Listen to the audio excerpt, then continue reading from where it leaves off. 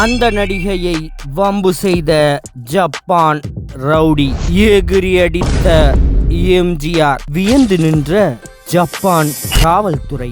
உலகம் சுற்றும் வாலிபன் ஷூட்டிங் ஜப்பான்ல நடந்துட்டு இருந்துச்சு. எக்ஸ்போ 70 அன்றைய தேதியில் ஜப்பானில் நடந்த மிக பெரும் எக்ஸ்போ. அப்படி ஒரு எக்ஸ்போவில் அவுட்டோர் ஷூட்டிங்கை திட்டமிட்டிருந்தாரு எம்ஜிஆர். அத்தனை இடையூறுகள் இருந்தாலும் எம்ஜிஆர் தான் நினைத்த ஷாட்டை பெர்ஃபெக்டாக காட்சிப்படுத்திட்டு இருந்தார்.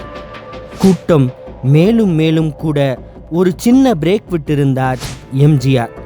அடுத்த கட்ட காட்சிகள் குறித்து கேமராமேன் ராமமூர்த்தியிடம் விவாதிச்சுட்டு இருந்தார். திடீர்னு ஒரு கூட்டம் மஞ்சுளாவை ரவுண்டு கட்டியது. இப்போது எம்ஜிஆரின் கவனம் முழுக்க மஞ்சுளா பக்கம் திரும்பியது. அந்த இளைஞர் கூட்டம் மஞ்சுளாவை பார்த்து ஜப்பான் மொழியில் ஏதேதோ கமெண்ட் அடித்துக் கொண்டிருந்தார்கள். திடீரென ஒருவன் மஞ்சுளா தோள் மீது கை வைக்க கொஞ்சமும் யோசிக்காமல் கோட்டை கலட்டி எறிந்துவிட்டு முஷ்டி முறுக்கி அவன் முகத்தில் ஓங்கி ஒரு குத்து குத்தினார் எம்ஜிஆர். அடித்த அடியில் தலை சுற்றி அங்கேயே மயங்கி போனான். ஒரு புல்லட் வருவது போல் எம்ஜிஆர் வந்து நின்ற வேகத்தை பார்த்து சுற்றி நின்றவர்களே மிரண்டு போனார்கள். நாகேஷ், ஷியாம் சுந்தர் போன்ற அங்கிருந்தவர்கள் வேர்த்து போய் நின்றார்கள்.